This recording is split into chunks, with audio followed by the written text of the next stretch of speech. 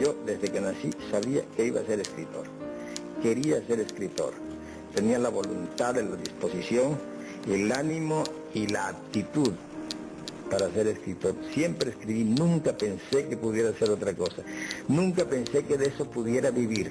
Estaba dispuesto a morirme de hambre, pero ser escritor.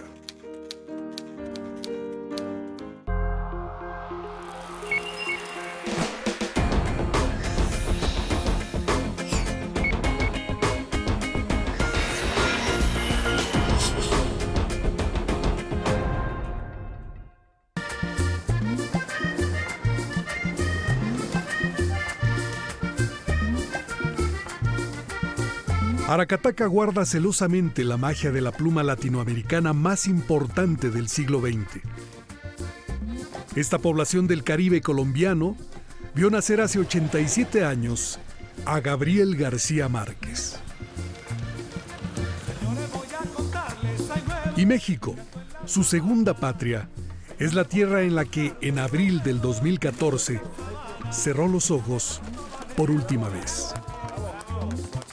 Fue el escritor del realismo mágico que puso a la literatura latinoamericana en un lugar privilegiado en el mundo. Dos países, dos culturas, juntas, rinden homenaje y acompañan en su último viaje al Premio Nobel de Literatura.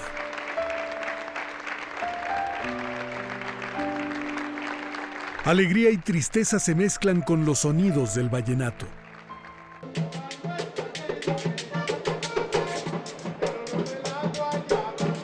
Despedida final frente a la urna impasible que guarda las cenizas de Gabito, como le llamaban entrañablemente sus amigos.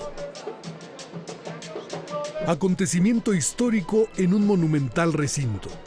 Marco perfecto para rendir tributo al gran maestro que de su mano llevó a generaciones por el mundo de la imaginación desaforada a través del poder de la palabra.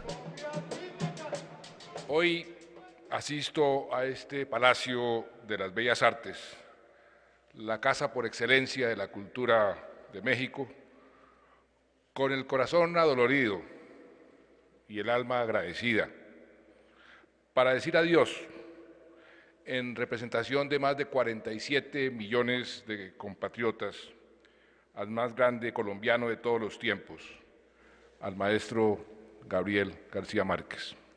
Para alegría y honra de nosotros, los mexicanos, nuestro homenajeado escribió en la Ciudad de México la obra que le otorgó reconocimiento mundial. Señoras y señores, el Gabo partió el 17 de abril, el mismo día en que lo hiciera Sor Juana Inés de la Cruz en 1695. Un especial vínculo que lo une aún más a las letras mexicanas. Y nos dejó un Jueves Santo entre una luna roja, una granizada épica y un temblor de miedo, digno marco cósmico para el inventor y cronista de la realidad mágica de Latinoamérica.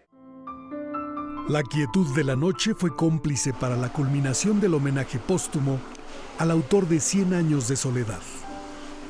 Un ejército de mariposas amarillas inundó el ambiente con el sonido de sus alas de papel.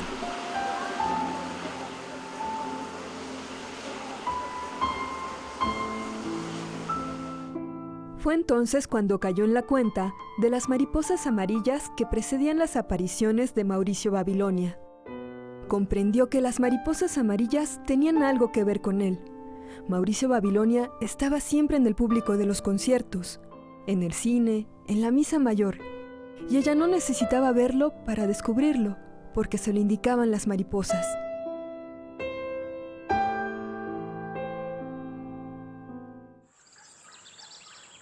La magia estaba ahí, en Aracataca, un pueblo olvidado en un rincón del mundo, allá en suelo colombiano, de viejas casas de madera con caminos llenos de polvo a los que llega el aire ardiente y húmedo del Caribe y que algún día prosperó por sus vastas plantaciones de banano. Vivencias latentes en los recuerdos familiares. La vieja casona de los abuelos donde pasó su niñez Fue testigo de las historias que le contaban el abuelo Nicolás, un coronel retirado, y la abuela Tranquilina, una mujer imaginativa y supersticiosa. Remembranzas grabadas para siempre.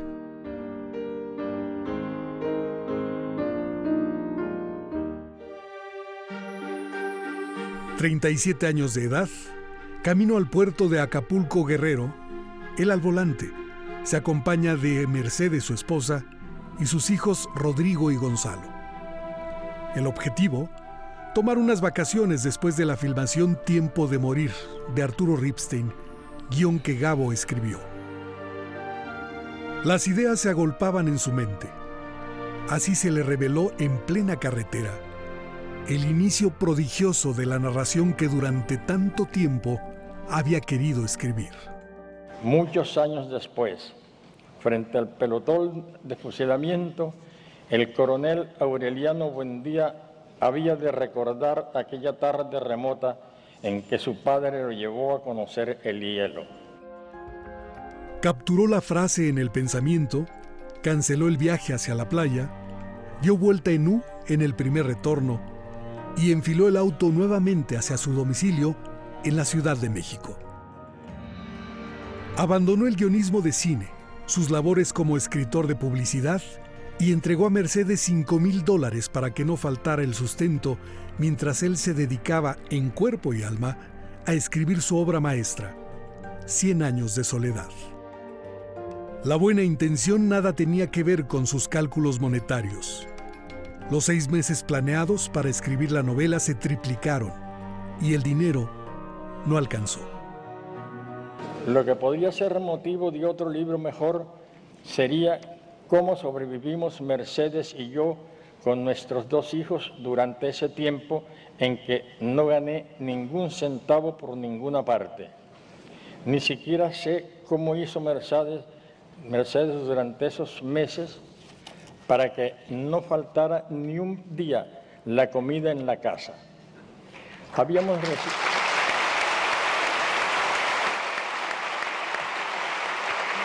Resistieron la tentación de buscar el auxilio de préstamos aparentemente providenciales, temerosos ante la amenaza latente de las fauces de los intereses. Hasta que nos amarramos el corazón y emprendimos nuestras primeras incursiones al Monte de Piedad. Después de los alivios efímeros con ciertas cosas menudas, hubo que apelar a las joyas que Mercedes había recibido de sus familiares a través de los años.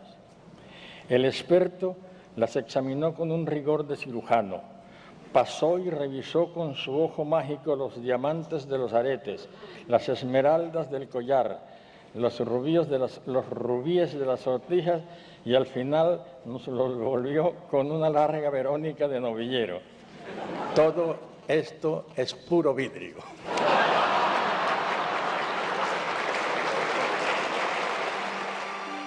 Las penurias tempestuosas de la economía familiar no perturbaron la disciplina de trabajo en la cueva de la mafia. Así llamó el mismo García Márquez al estudio que instaló en un pequeño cuarto de la casa, en el que alojó una máquina de escribir, papel, libros prestados y discos de música de concierto, donde todos los días, después de dejar a sus hijos en la escuela, escribía de 8:30 de la mañana a 2 de la tarde. Una pausa para comer, una siesta y un breve paseo por las calles aledañas antes de regresar a la escritura y no parar hasta las 8:30 de la noche, hora en que lo visitaban sus amigos. Gabriel García Márquez había prometido por medio de una carta a Francisco Porrúa el envío de 100 años de soledad. Porrúa era director literario de la editorial sudamericana establecida en Argentina. Cumplió su compromiso. A principios de agosto de 1966, junto con Mercedes, Gabo llevó las 500 páginas a la oficina de correos. El empleado del correo puso el paquete en la balanza, hizo sus cálculos mentales y dijo: son 82 pesos. Mercedes contó los billetes y las monedas sueltas que le quedaban en la cartera y se enfrentó a la realidad. Solo tenemos 53.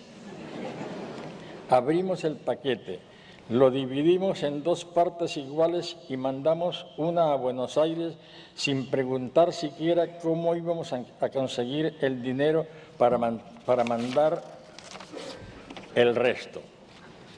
Solo después caímos en la cuenta de que no habíamos mandado la primera sino la última parte. Antes de que consiguieran dinero para hacer llegar el resto, Francisco Porrúa, ansioso de conocer el principio del libro, les envió los recursos suficientes. Así se fraguó 100 años de soledad. Las vicisitudes no fueron obstáculo.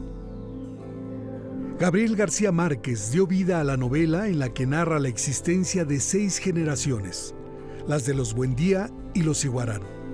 En Macondo, pueblo imaginario en el que ocurren acontecimientos fantásticos, alegres, tristes, violentos y hasta divertidos. Una historia de más de 500 cuartillas, considerada obra maestra de la literatura hispanoamericana y universal.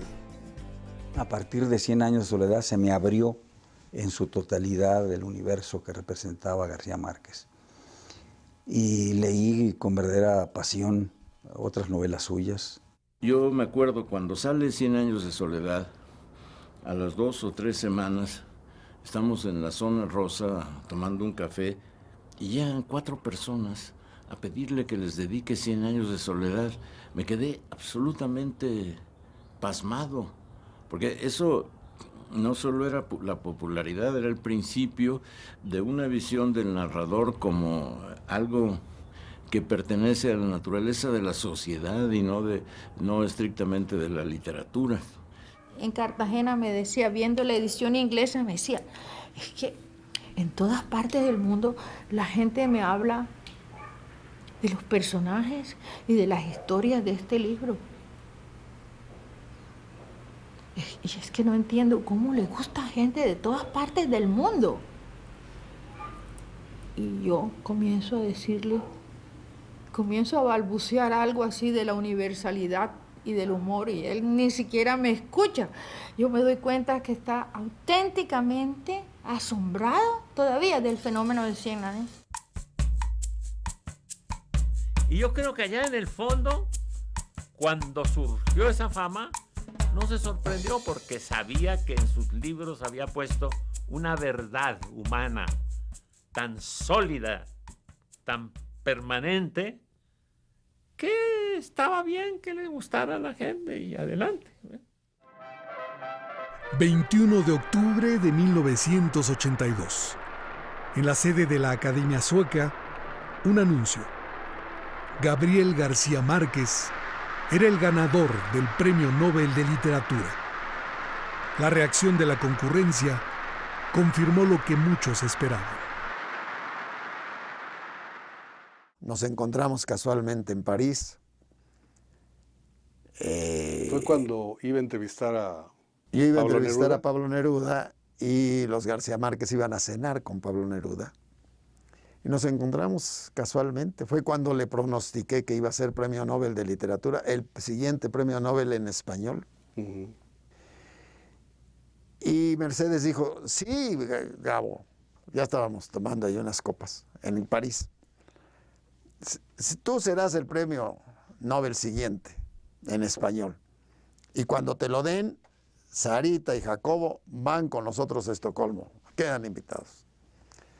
Entonces, 11 años después, cuando sacó el Premio Nobel, García Márquez en 82, como no me podía yo comunicar a su casa porque estaban bloqueados sus teléfonos, eran las 4 o 5 de la mañana en que en México se entera uno de los premios Nobel. Me fui, ya lo estaba entrevistando a la televisión sueca, así que abrió Mercedes, nos dimos besos, abrazos y le dije, ya ves que yo se los pronostiqué. Y dice ella, pero ¿te acuerdas que prometieron ir con nosotros? Yo la verdad ya no me acordaba de eso, pero dije, sí, sí, sí. Y nos fuimos. A Estocolmo. Si bien la Academia reconoció que García Márquez había creado con sus novelas y cuentos un universo propio, donde se dan cita lo milagroso y lo más puramente real, lo cierto es que con 100 años de soledad confirmó los sobrados méritos para obtener el galardón. Desde su publicación en junio de 1967 en Argentina, el libro dio abundantes satisfacciones a su autor.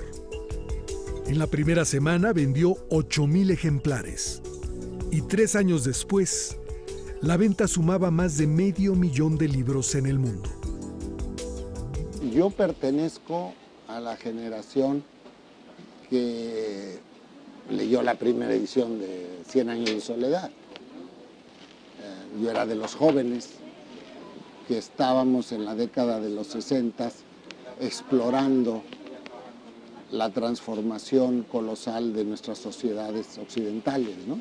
Fue un descubrimiento, porque nosotros estábamos leyendo siempre autores muy sesudos de ciencia política, de filosofía, de marxismo, europeos o norteamericanos, muy difíciles para un latinoamericano de comprender cabalmente. Entonces nos dio a nosotros una fuerza.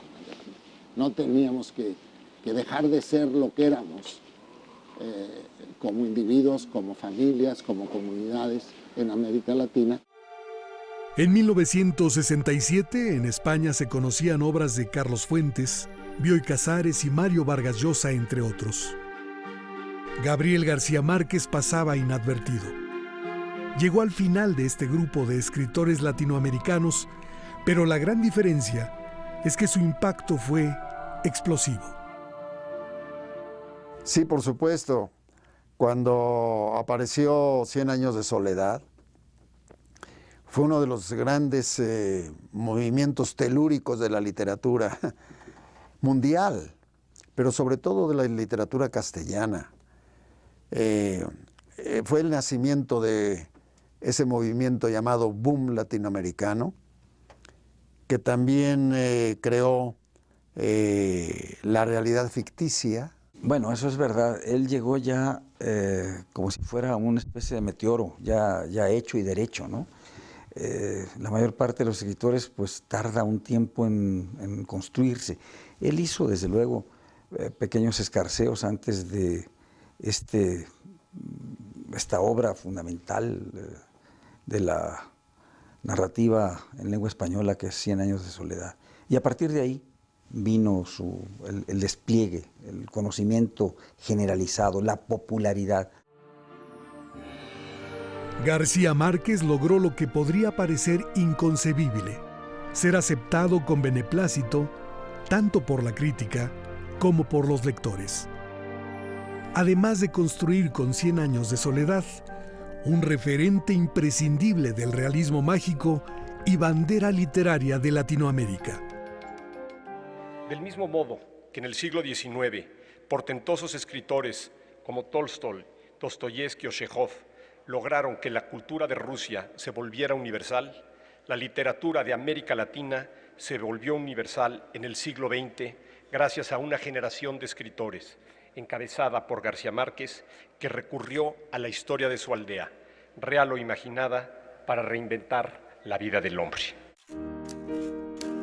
Revelar un mundo latinoamericano por medio del poder seductor de la palabra y contagiar el deseo por explorar los efectos placenteros de la lectura es uno de los rasgos particulares de su obra cumbre. Lo que veo es que el lector inexistente de mi página en blanco es hoy una descomunal muchedumbre hambrienta de lectura de textos en lengua castellana. Los lectores de 100 años de soledad son hoy una comunidad que, si viviera en un mismo pedazo de tierra, sería uno de los 20 países más poblados del mundo. Así llegó el gran acontecimiento. El 14 de diciembre de 1982, Gabriel García Márquez recibió de manos del rey Carlos Gustavo de Suecia el Premio Nobel de Literatura. Cuando recibió el Premio Nobel, él se las arregló para no ponerse el frac porque era supersticioso y se puso ese traje blanco que en Venezuela llama liquiriqui, que es que en la costa se llamaban cotonas, pero como nosotros sí teníamos que tener el frac, sus amigos, entonces para contrarrestar eso nos hizo poner a todos una flor amarilla en la solapa.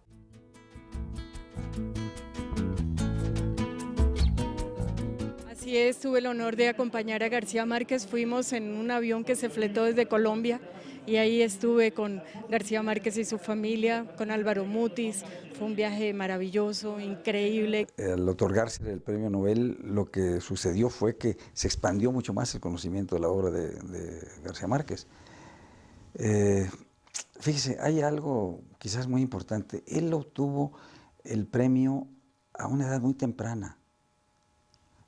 No es normal que los premios Nobel se entreguen a personas jóvenes, sino a personas que ya tienen un amplio reconocimiento a lo largo de mucho tiempo de su propia obra.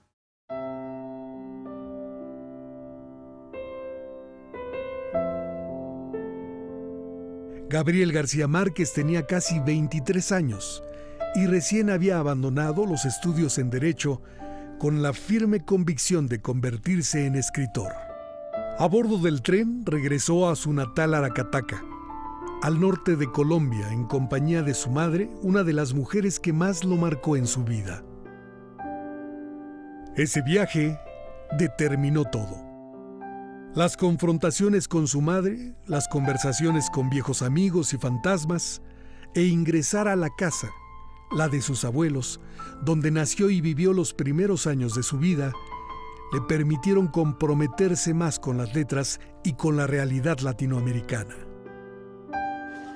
Recordó los días en ese poblado donde la temperatura promedio es de 30 grados, donde corre un río de aguas diáfanas que se precipitan por un lecho de piedras pulidas, blancas y enormes como huevos prehistóricos. Extensa zona bananera que a la postre la humanidad conocería como Macondo. Gabriel García Márquez nació el 6 de marzo de 1927. Hijo del telegrafista y boticario Gabriel Eligio García, quien desposó a Luisa Santiago Márquez y Guarán a pesar de la oposición de los padres de ella. Primogénito de 11 hermanos, vivió los primeros 8 años con sus abuelos debido a que sus padres partieron a Barranquilla para abrir una botica. Su abuelo, Nicolás Márquez, de formación liberal, era veterano de la Guerra Civil de los 1000 días en Colombia. Dedicaba muchas horas a su nieto, quien por las tardes convivía con su abuela Tranquilina. Poco antes de la muerte de su abuelo, a los 9 años de edad, regresó a vivir con sus padres a Sucre, lo que permitió estrechar su relación. Yo vengo de un hogar de origen guajiro, donde hay un matriarcado permanente. Entonces la figura de nuestra madre es totalmente fuerte y nos convirtió, sobre todo a los varones, nos volvieron unos edipos, pero totalmente alucinados, especialmente Gabito. A mis 12 años de edad estuve a punto de ser atropellado por una bicicleta. Un señor cura que pasaba me salvó con un grito: ¡cuidado! El ciclista cayó a tierra. El señor cura, sin detenerse, me dijo: ¿ya vio usted lo que es el poder de la palabra? Ese día lo supe. Ahora lo sabemos, además, porque los mayas lo sabían desde los tiempos de Cristo y con tanto rigor que tenían un Dios especial para las palabras. A los 20 años, Gabriel García Márquez se mudó a Bogotá para estudiar Derecho, actividad que suspendió temporalmente por una revuelta civil que destruyó su apartamento. Se trasladó a Cartagena, donde comenzó su trabajo como periodista en el diario El Universal, y continuó el estudio de Derecho hasta el tercer año, en que decidió abandonar definitivamente la universidad para dedicarse de lleno a su vocación. Él era un hombre muy inteligente, pero a él no le gustaba el derecho. Es decir, él estaba estudiando derecho porque su papá quería que fuera abogado. Pero él le gustaba era la literatura, en realidad es verdad. Y el periodismo, ¿no? Fue entonces cuando yo le dije a Gabito que qué hacía en Cartagena. Y le dije, saquemos la cuenta de lo que te están pagando. Y llegamos a la conclusión de que le pagaban 32 centavos por nota. Le dije, vete para Barranquilla. En Barranquilla, estableció relaciones literarias y artísticas y perteneció a un grupo en el que sus integrantes se hacían llamar Mamadores de Gallo de la Cueva. Tenían las mismas aficiones.